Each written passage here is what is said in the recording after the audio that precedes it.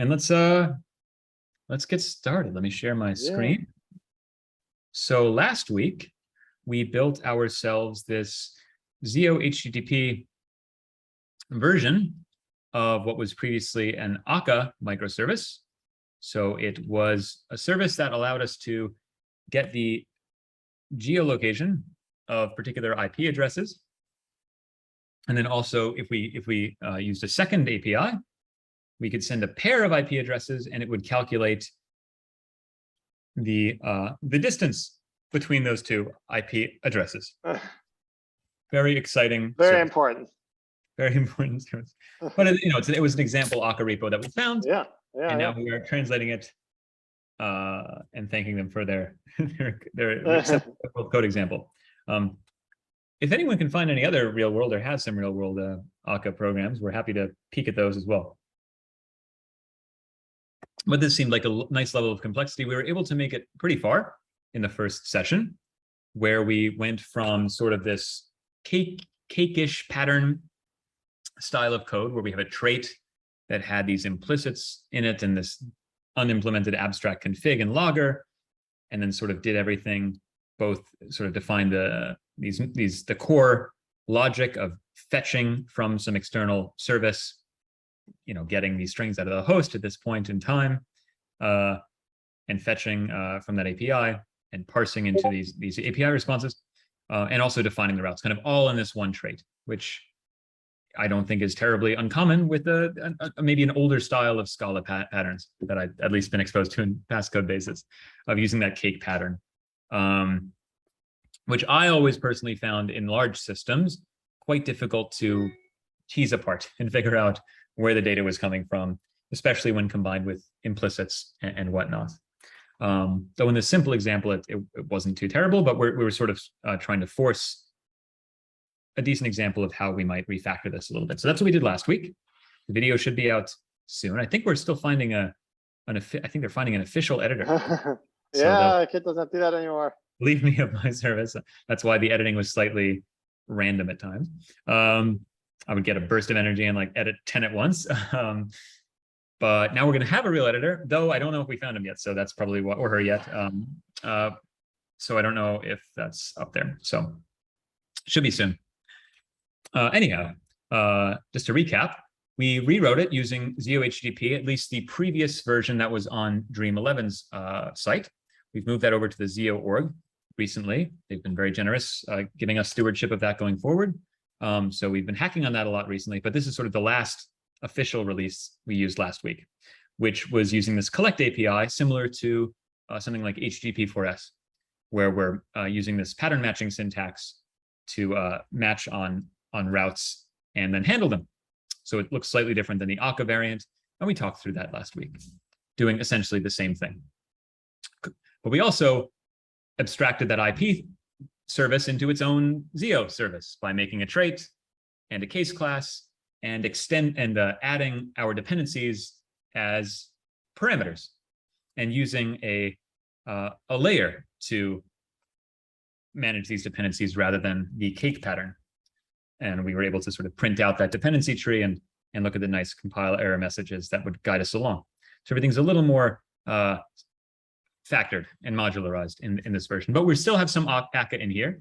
We did not refactor the connection flow. So they're using a flow, which is basically just a stream that receives requests and then makes get requests and returns their responses, which is a pipeline, a little pipeline, but it's only ever called one at a time. So having a stream that you only ever put one value through at a time is basically what an effect is. So it's a little, in my estimation, a bit awkward. Though we did try to push the boundary down as far as we could and wrap it at the boundary in a ZIO. So ZIO from future to expose at least a ZIO API here up, which is something you might do in a large code base that you are migrating, something that I've done in the past on code bases that I migrated from other frameworks to ZIO. So we tried to go through that, but we didn't quite finish.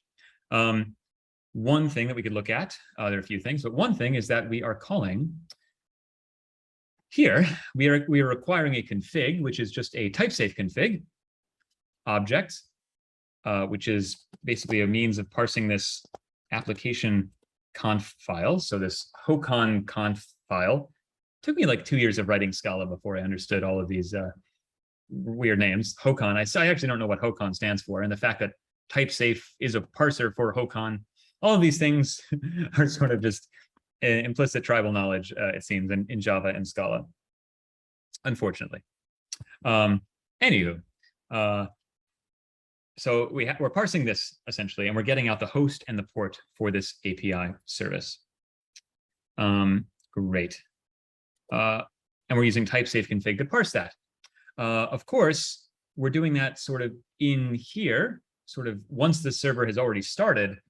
We're calling get string on this. So we're trying to look up into that map and parse out a string at runtime, essentially. So that could totally blow up.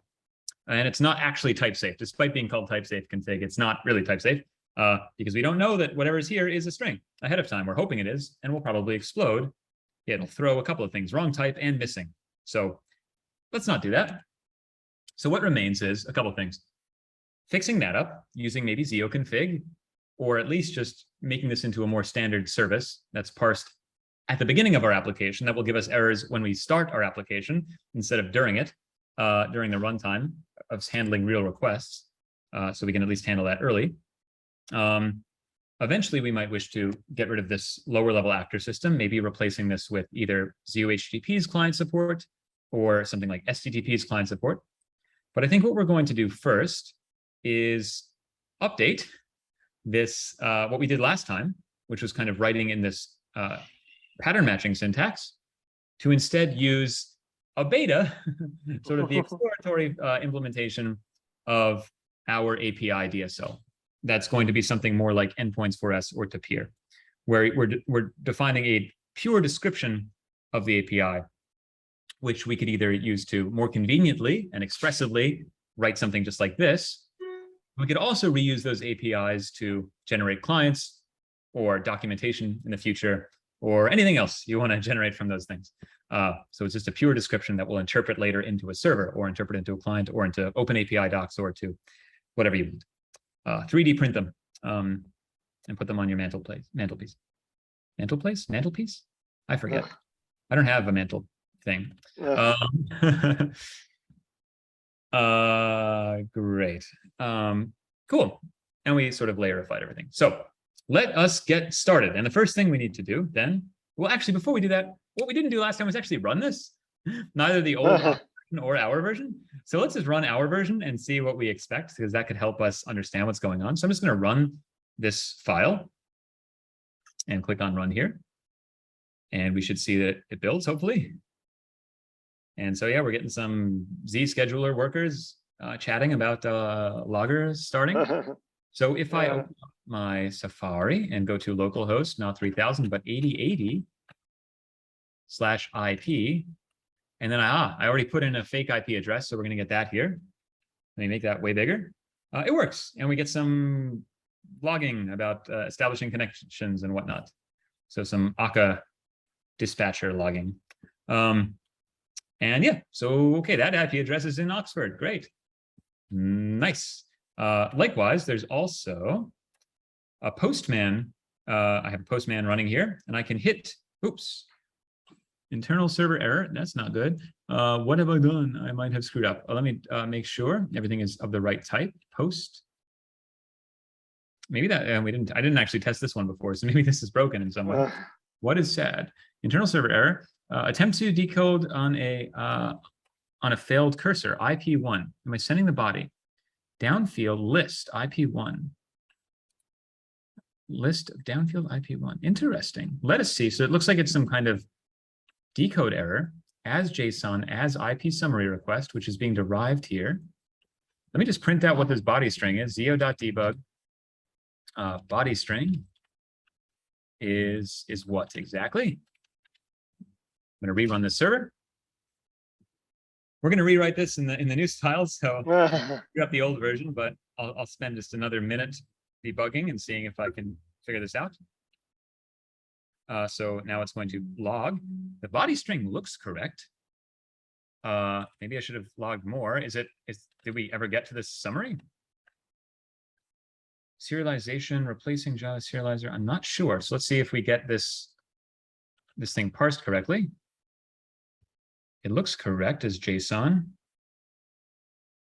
So let me try one more time and see if, yeah, we just seem to fail on body string as JSON. As IP summary pair request. So I don't know. That looks right to me. IP, but it seems to be sad. The Circe is failing us in this instance. So okay, whatever. I'm not entirely sure. If someone sees it and can mention it in the Discord, let us know. But other than that, we're going to rewrite this anyway. It should parse that correctly, and then we should be able to extract the two IP addresses, call the fetch IP info twice, gather the results, and then calculate an IP pair summary, which will also calculate the distance between them. And then we're serializing that and returning it, given that neither of these two requests failed. There's also some other awkward stuff going on with the fact that this returns an either here. We might be able to change that as well. So let's fix this by rewriting it then. I probably screwed something up. We're going to rewrite it though. And the first thing we need to do is I'm going to use a new snapshot version. So this is not quite available yet, but it should be quite shortly. So I'm going to make sure I have all of these things here. So instead of the old version, it's going to be the ZIO HTTP version, and it's going to be the snapshot. And so let's see what we need to do.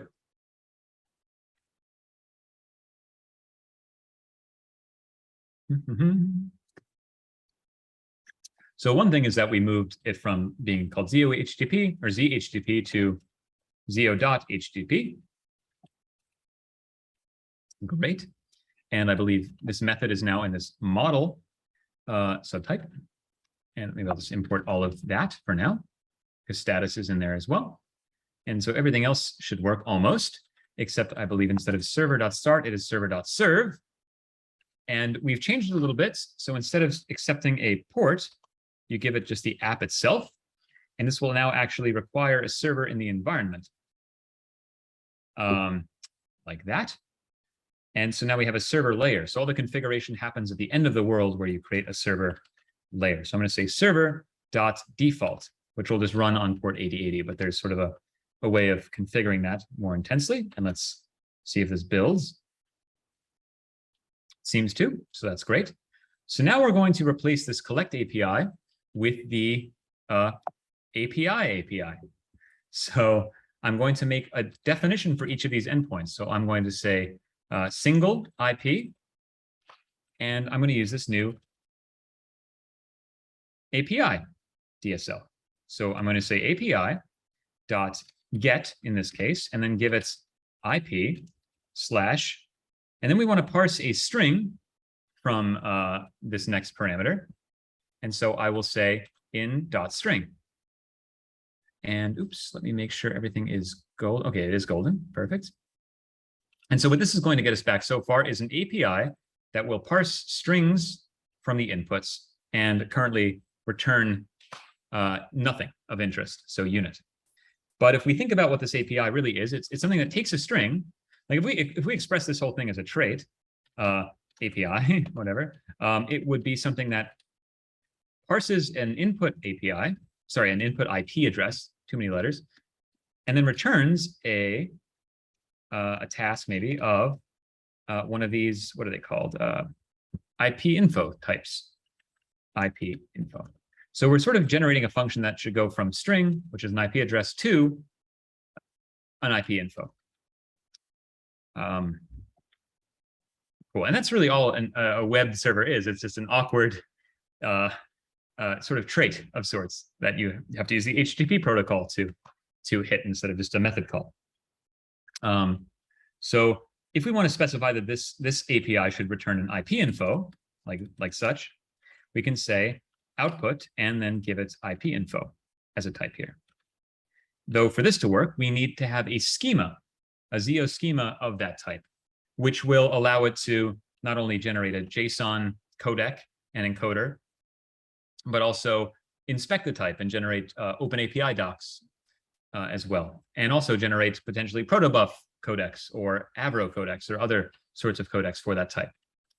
So in order to do that, I'm going to say implicit val schema and use derive schema from ZIO schema and put that there. And I might copy this because we'll need it for a few other types as well. So now it seems to be, well, catching up, but it is going to be happy, I'm quite sure. Okay, lovely. Oh no, why is it sad? I might have done something sad. What is sad? Oh, okay, it's not sad. Strange. Great. And then what we could do is, this is just now a description of this endpoint, but we actually want to also make it handle this endpoint and put the logic in here. So I can use this handle method. And now we're basically going to need a string, which is going to be its input. So we're going to go from that input string to one of these things. So we now need to return a ZIO of IP info. And to do that, all we have to do is really call this fetch IP info method on this service that we've passed in. And now that should be happy. And that's really it this time. Oh, unless does this return in either? Oh, that returns in either. So maybe I will for now just say ZIO. Let me see. I'll say absolve. Oh, it's a string though. So let me actually map the error into a new throwable of that error type or new error. It's a little weird that this is not returning some kind of error message already. And then I'll call absolve for now. So just make it throw. And let's see what that does. Cool. Now it's happy. Maybe I could just do or die as well, but no, that would have to be throwable. Okay, I'll fix that service later. That was something we talked about last time. Next, we need our multiple IPs. So to or whatever IP distance, and this is going to be a post request that's just at the IP endpoint. And instead of passing its arguments along as path parameters, it's going to pass its argument along as a body, as a JSON body. So it's going to be this IP pair summary request. So we're just going to say input IP pair summary request. And this is going to return as its output eventually an IP pair summary. So I'll just do that. Output, IP pair summary. And it's sad because both of these now need schemas. So schema. So I will say IP pair summary request, import both of these things from ZIO schema. Great. And same with IP pair summary. So I'll fly down here to the bottom and say IP pair summary, and then add everything we need from ZIO schema. Make that happy. And so now that's happy. And now we can call handle. And we basically need to give it a function from the input type to the output type, or a ZIO of the output type. So I'll say input. And then we can kind of do what we're doing below in this old version, where we fetch both of them. And then we can change a little bit what we're doing here. But let's do that. Oops. Need a for comprehension. Oops. So let me undo that and do for, and then paste that in there. Good. But instead of returning a response like this, we're going to say maybe the following. I'll say result, which is that's going to be that summary type. And I'll either ZIO.succeed. Really, these should be requests, I think, request. It'll be ZIO.succeed. And in the case that there was an error, I guess I'll just ZIO.fail. For now, new error of that error string. We'll fix that later on. Yeah, so it's just basically going to call that IP service with both halves and then calculate that IP summary. And in fact, we do not call as JSON no spaces anymore. The JSON encoding and decoding will be handled automatically at a higher level. So now we have these two handled APIs. And basically, we want our new app to not do any of this stuff, but instead to basically be the what is it, IP single IP plus IP distances, and then we want to call to HTTP app on these. And now we can serve that, I think. Oops, unless we cannot. Let me see what that's doing.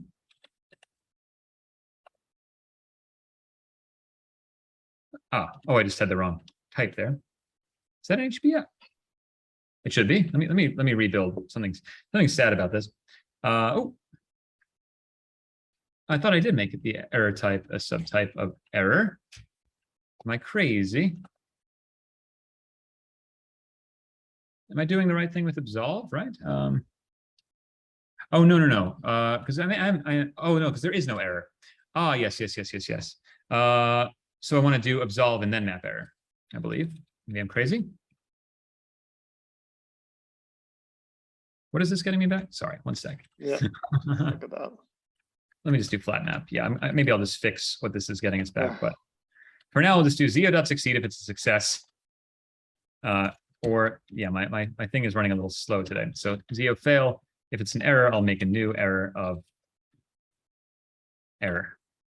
That should be a string, which it is, yes. And that can that fail? Oh, it's awkward because it's a task as well of an either. Very, very awkward. Okay, maybe I'll just actually fix this now because it's just annoying. I'll just make it a task of IP info. There's this sort of awkward difference between what it's failing with and why it wouldn't be failing in some cases. So let's just do that. So it's mapping some things to right. I do not care about wrapping things to right. Yes, I do not care about returning a left only in the case that the IP is in a wrong format. And yes, so now there is no lefting of anything, I don't believe. Let's see. Seems to be sad because this would need to return. Let me see what's that about. Cool. I think now that we changed that, I can ignore all this stuff. And likewise, I can ignore all this stuff, and I can just get back the summary directly. Do not need to do any of that business. So results dot one and results dot two. So yes, making it fail normally instead of returning an either is quite nice. And if we wanted to give it a better type, we can use that E type channel to specify that error domain and make that more accurate. But this is making it a lot easier to work with. Kind of, yes, all the problems of using an either T, essentially. Okay. So now it's a lot simpler. And that's all we need to handle for now. So let's see if it compiles. And it should. And it should also work. So let me run this. Hope it works. It is still in beta, but we'll see what's going on. Good, the server seems to have begun, and I can hit it, and it seems to be returning a response. Maybe to make it clear that that is indeed happening, I'll say debug and say something like response for IP, and rerun the server.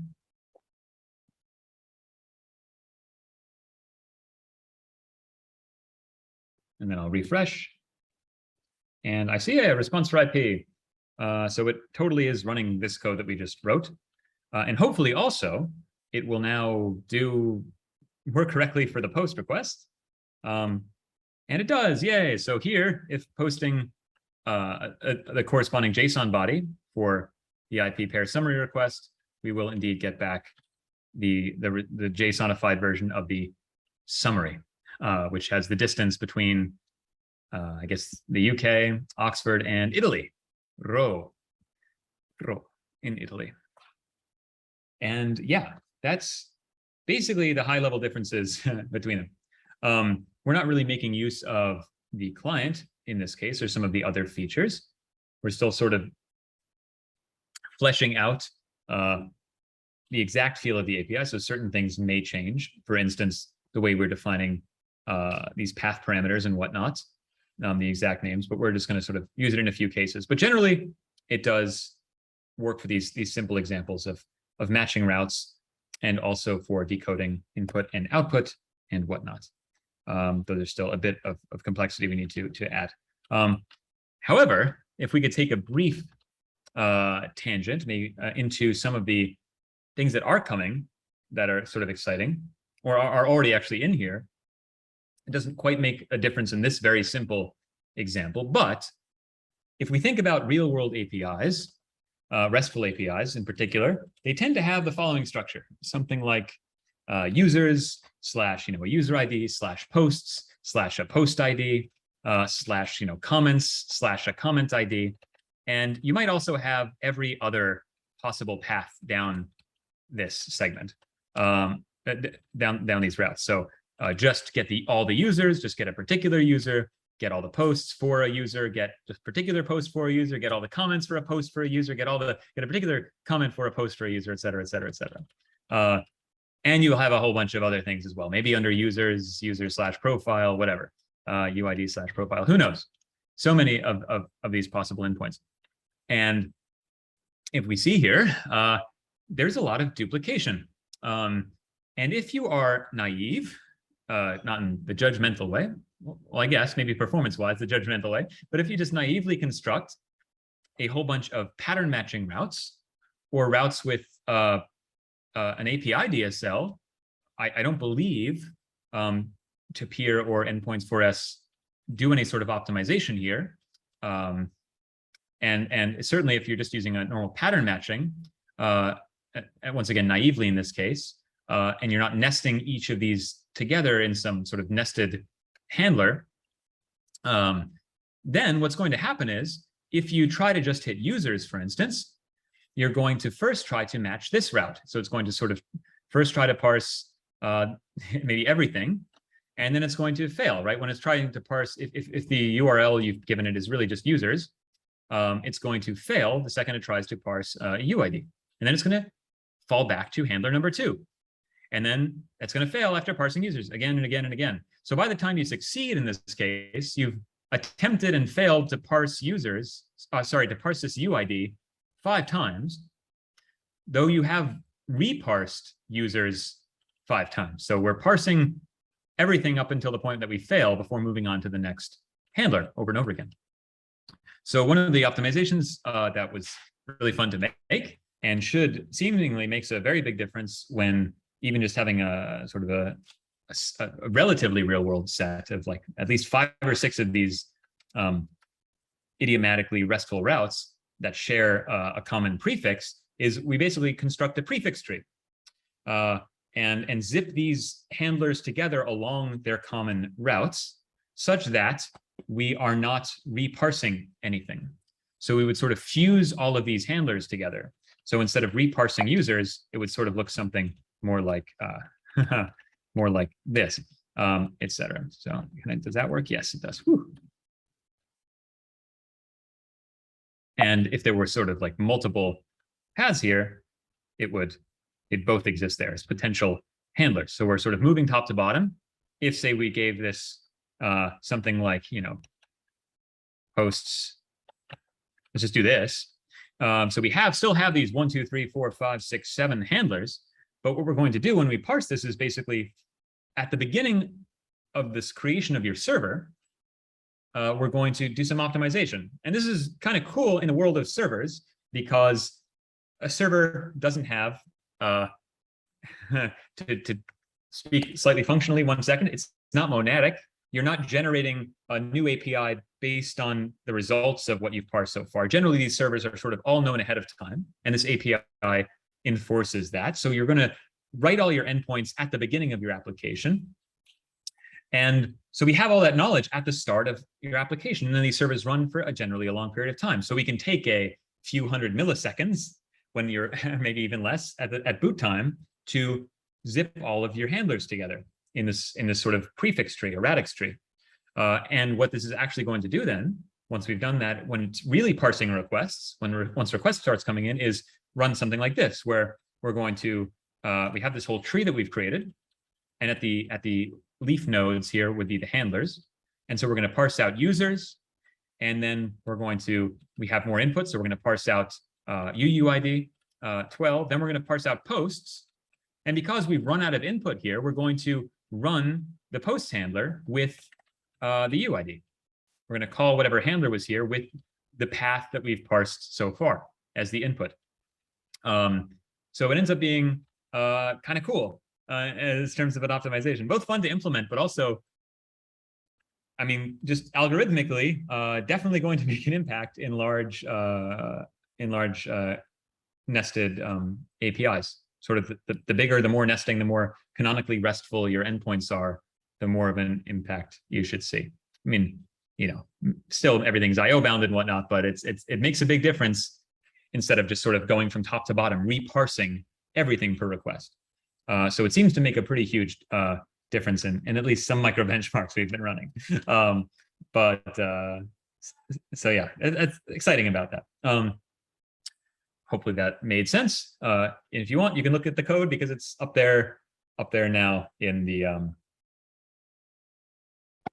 ZIO HTTP branch. Maybe we could do a deeper dive at some other point, but that's just sort of the high level how it's working. Great. Okay, what did I want to do next? So it's running. Any questions or anything, Adam, by the way? No, we are good so far. I think people are just taking it in. Okay, well, so the next thing I want to do with this is, I mentioned improving that config business.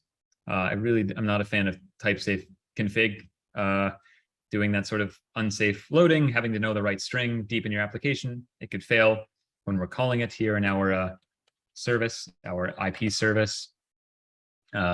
This is not nice to me. Feels very brittle and dangerous. Makes me scared.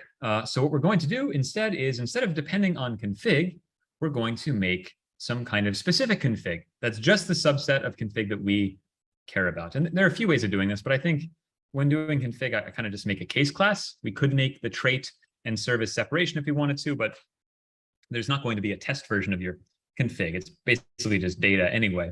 It just matters where we're parsing it from. So I'm going to call this IP service config.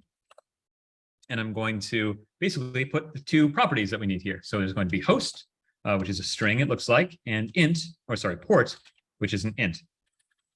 It would appear. And I could move this into its own file if I felt like it, and maybe I will, just to clean things up. Eventually we'll need a companion object, because what we want to do in here, we'll sort of do this in two steps, but at the beginning we'll have a layer for this. Maybe I could do live or something. And we're going to want to have a layer that generates one of these for us. So it is going to do the parsing of that config, that HOCON file at the beginning of the application, and just get those values out. So I can replace this now with IP service config and say config.host and config.port. And now it's all type safe and it won't blow up because it would have already blown up at the beginning of the application. And let me just build, and everything should break because one thing is that this layer that we're deriving is now incorrect. One thing you can do is actually just leave these untyped if you feel like it. I mean, it can be nice to type them as well. But if you want to leave them untyped, that's okay sometimes, because it should just be derived if you use this from function method from the constructor types. So it makes it a little less, you don't have to jump around as much. It's up to you in your code base. But I don't mind doing that, especially because I have my little template function that just writes it for me. So haha, very nice. Okay, so let me build that. And now it says that we require an IP service config for our IP service Akka layer, which makes sense. And in fact, I don't believe we need a config layer anymore, but we get that error afterwards. So I'm going to say IP service config dot layer. And even though it's question marks, it should still compile for now. Good. And now we're getting the error that we no longer need a config layer. Or it's not an error, but a warning that we no longer need the config layer. And apparently, I'm printing out the graph. Yeah, pretty. But I don't really need that right now. So no more warnings. Good. Okay.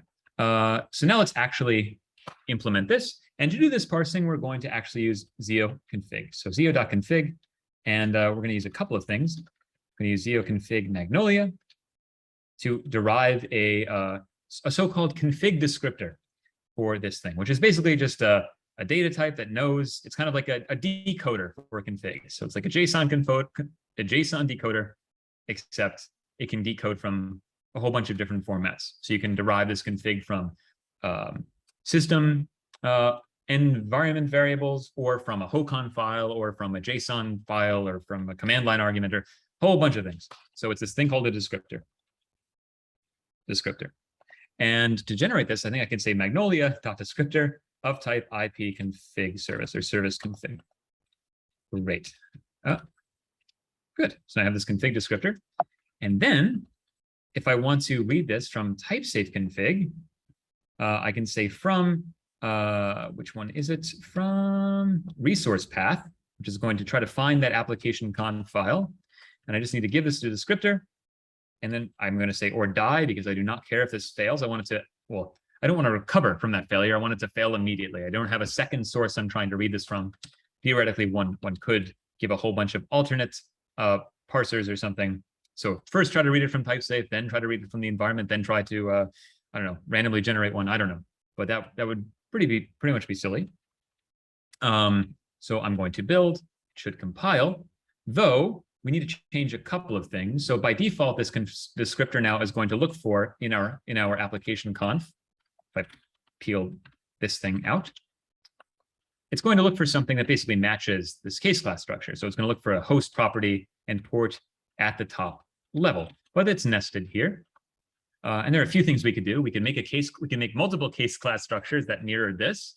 And sometimes actually it might be nice if this did mirror the case class structure in some way. We just not nest it as awkwardly, maybe. But for now, let's assume you have an existing HOCON config with this particular nesting. How can we deal with that? Well, there is this config descriptor .nested, and I can just give it whatever we need. So it's, what is it? Services, API, services, and then IP API. So services,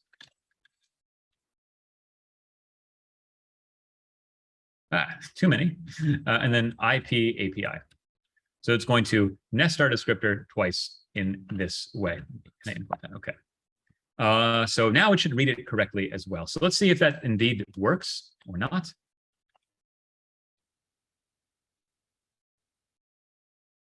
Hopefully it doesn't blow up, but we'll see. Okay, it did not seem to blow up.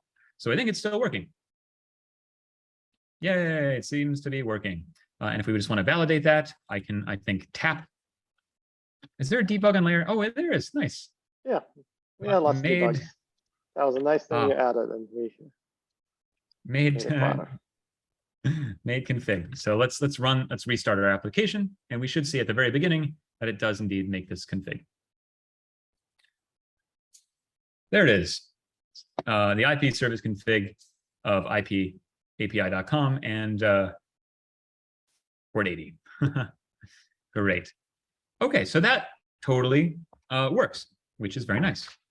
And so there's a little bit of boilerplate here. If I could just critique the API, maybe some future PRs I'm going to maybe make, is just to be honest, is that it is a little, I think, awkward here that you have to call nested in this fashion. It might be nice if this were sort of nested like this, and I could sort of give it a series of strings, perhaps, and it could just be a method on the descriptor instead of being this free function. Generally, we put these types of unary methods on the data type itself instead of on the companion object. That would make it a little more natural and discoverable. I had to sort of look at the docs to see that that was an option. Luckily, there were docs and it showed that. Yeah, so there is that. But as I mentioned, if we're in full control of the config from the beginning, we don't necessarily have to abide by the existing nesting, and we can make the nesting do whatever we want ourselves. So we don't have to, we can just sort of rely on the default config descriptor and structure our config in an expected way. One of the cool things about ZIO config is that you can actually generate documentation from these descriptors, just as you can sort of ideally generate API docs from these things, not yet, but soon. These descriptions, these API descriptions, you can do the same thing with the config descriptors. I forget exactly how to do that, but that's documented as well. So that could be nice to like throw in a README on your site, the expected configuration structure. Because sometimes one of the problems with, I find, HOCON files and type safe config is that you're just somehow supposed to know a priori, be born with the knowledge of where, like, oh, you didn't, like, for instance, when setting up databases, you're supposed to know the exact nesting and property names that you need. Otherwise, it just won't work. Or you have to talk to someone who knows that. I just always copy them along from my previous project these days. And it seems that that's what everyone else does as well. So it can be very difficult if you're a newcomer to like a database library to know what are the actual config. Where do I even put the config? I need a specially named application HOCON file in my resources folder, and I need it nested in this particular way. Like what? What in the heck? So that's all awful. Anywho, enough complaints. I want to show one other thing, since this is sort of a random grab bag of tips, would be generally, I've seen a lot of times in large projects, there is, I've made this config that is specific to IP service, and we're using it in this IP service, Akka service. But what ends up happening is, in a real application, you'll have lots of services. Stupid service that does nothing. Def duh, and it will do a UIO of units. And this will simply, let's make an implementation. Val live. Well, let's make a case class. Stupid service live extends stupid service, of course. And our definition of duh is going to call ZIO.debug with some value that, of course, is in our stupid service config expression, some kind of string. So we're going to take our config, being our stupid service config, and we're just going to print that out to the console, or whatever our favorite stupid saying is. Apologies for being so mean to this service arbitrarily. So you'll have lots of services that might each have their own configurations. And I would recommend doing this, making a specific configuration for just the service. What I end up see happening, though, in lots of code bases is, let me actually cut all this out so I can move this to its own file. So stupid service will get its own file. Put this back in here. Good. What I'll end up seeing a lot is, instead of doing this with every service getting its own specific config, there will be some sort of master configuration, which might have something like the stupid service expression in here, whatever. Or maybe it'll have the whole stupid service config in here, and it will have the IP service config. Maybe it'll have these nested. However, instead of in these individual services, depending on the nested config, what it instead happens is people tend to depend on the full configuration and then sort of access just that little bit out of their stupid service config. What is it called again? IP service config. So they'll do something like that, rely on the whole world, which has all this information that we do not care about, and just access the subset. Or instead of doing that, maybe here they'll have it just depend on the right configuration, but then in the layer, well, this is derived from the function, but maybe they won't use that style, and they'll sort of say zio.service, grab the that mega config, and then create. What else do I need for this? I need actor system, and then yes, yield that. So they'll project the IP service config here, but now this layer needs everything, the whole configuration that they'll have to generate. But that's actually not necessary, and it's sort of when building these things, especially in tests, you now have to give it all the configuration. Even though you only ever need a subset of them. So ideally, these things should only depend on exactly what they depend on.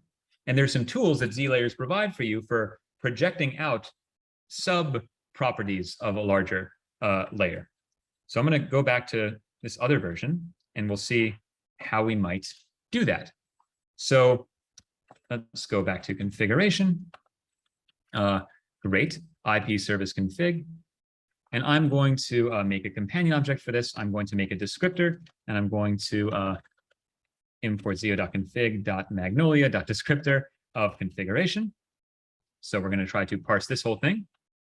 Oops. And then I will say val layer equals typesafe config.fromHOCON file from resource path for this descriptor, and then I'm going to say or die, so exactly what we did previously. And this is going to get me out a configuration and die otherwise. I'm also going to go to this IP service config, and we're not going to use this to parse it. So instead of having a layer for each of these, we don't want to do that. We want to parse that mega config once instead of like parsing it 8 different times for 8 different service configs. And then we want to project these out from that mega config. So I'm going to, in order to make this work, instead of nesting this again, I'm just going to make this match the anticipated structure here. So IP service, and then I'm also going to say stupid, stupid and IP. We have these 2 nested configs. And what did this need? This needed a saying as a string. So I'm going to go to my application conf and make it appeal to this. So instead of that, I'm going to have, what was this called? IP. And then also stupid. And that's going to be saying equals I want to eat a whole brick. That sounds like a bad idea. Okay. Okay, so then hopefully this now parses it correctly. So let's go back to the top of the application here and now say configuration dot layer. Of course, if we build this, we now need an IP service config for our IP service Akka layer. And I think this is why people tend to require the entire config at this layer. It's because they run into this error. But there's a tool for making this convenient, especially I find it common in this configuration or helpful in this configuration case. Because often you have your entire configuration stored in one file like this, but only parts of it are relevant to specific services. So instead of doing this, what you can do, maybe I'll say a base layer or something like that. And then I can say something like projected layers, or maybe I'll just call this layer, whatever. And I can say base layer dot project underscore dot stupid plus plus project underscore dot IP. And then plus plus, I just guess the base layer itself. And what I'm going to get now is a layer that cannot fail, IntelliJ, that basically just gives me stupid service config, IP service config, and the configuration itself. So this will suit all of our purposes. And this will actually now compile, getting us everything. So the IP service layer will depend on the configuration layer, but it'll only access the projected the projected IP layer, IP service config from that. So we only have to parse our configuration once at the top of our application. Let me move this into its own file and import what I need to import and make sure everything is happy. It is. Yet it's going to work for all the things. So maybe it's a bit of setup, but now if we had our real stupid service integrated, val live. Let me use this. So I'm going to make a companion object. I'm going to use my little shortcut for generating a layer from that, importing Z layer. Now we can use this somewhere. So let's go back to our application and let's make a get stupid saying or whatever stupid endpoint and say API.get stupid. And then I will say handle, and we're not actually accessing anything. It's just going to be unit there. So I will now also depend on a stupid service, and I'll call stupid service dot the, and that should be okay. I think that returns unit, right? Yep, that's okay. And I will add this to my HTTP app plus plus stupid endpoint or stupid API. Great. And I'll say from function dot apply underscore. So this is the case where maybe if I just remove that type annotation, everything would just infer, and I would, when rebuilding, be clued in here to add a stupid service now. So all I need to do is say stupid service dot live dot layer, and that depends on a stupid service config, but that config is projected out from the configuration. So let me run this again. Hopefully it compiles and works. Seems to be running. So let's go to not not LinkedIn. That's a stupid service. And go to stupid and see, I want to eat a whole brick. I want to eat a whole brick. That's amazing. Cool. I mean, that's basically the pattern. And we can look at the link now, the mermaid link, to see this chart. So the configuration layer was depended upon both by the stupid service layer and the IP service Akka layer, because it contains configuration and is horizontally composed with projecting both the IP service and stupid service configs as well. In the actor system layer is required for that. So yeah, pretty little chart. Yay. Doodly doot. Any questions about that pattern? And now I can delete this config layer, and there's no more, at least, explicit usage of type safe config. I guess ZIO config is using that under the hood for us. But yeah, it's kind of cool. One of the nice things, by the way, about this, one of the reasons we've created our own API DSL is because, well, I guess it doesn't actually quite matter in this case, but these API handlers are contravariant. So if I had some kind of ZIO.service constraints on these, which won't really make sense in this context, but if I required an int and a string, something random in here, this would actually be an app that required string and int as its input type. So it's automatically going to widen and combine the environmental requirements here, which is pretty nice. Now, then I'd have to provide layers that provide an instant strings here.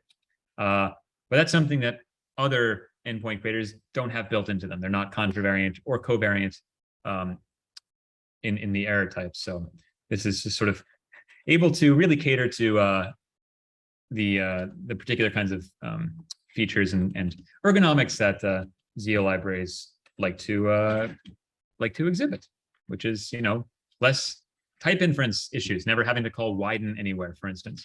And we can do that because we're hard coded directly into ZIO HTTP. There's still a lot of work to be done with this API DSL itself, but it's getting closer and has some cool optimizations baked in. So it's just a matter of sort of fleshing it out, testing the API, making sure we like the ergonomics of it, handling edge cases. So if anyone wants to get involved in that, let us know. There's still a lot of work to be done. But other than that, I think that was kind of everything I wanted to show off today. Adam, how are you feeling? Yeah, I think that's fantastic. Yeah, and I think we're looking forward to everyone's feedback on this. But I'm really excited. There's a lot of work that you put into it, John's put into it. So I think it's going to be a really good addition. So I will push this code up. Let me push this up right now so I don't forget. Session 2. So I'll push that up to ZIO port. Oh, I cannot push it up to their branch. All right, I'll have to make my own branch, my own repo. That makes sense. Yeah, let me try GH repo fork. That kind of works sometimes. You want to enter a remote for the fork? Yes.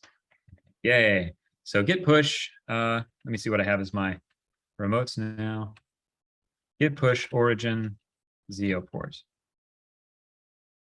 Nice. So I will share a link now to my version of this. People are making weird noises outside of here. Okay, I got to find it. Where is it on my repo? Akka. What? Did I create a fork? Git remote verbose, please. Yes, I do. Bear with me 1 moment. Is that it? Good, it is. And it seems to be public, I think. So yeah, now it has on the branch ZIO port these changes 1 minute ago. So I'll push that here. Cool. But yeah, I think that's it for today. Hopefully that configuration pattern might help you somewhere. I've definitely seen that in a handful of code bases. The lack of it, and it can kind of simplify stuff and just make it easier to work with layers. But yeah, all right. Awesome. Thanks so much, everyone. See you next week. Bye all. Bye.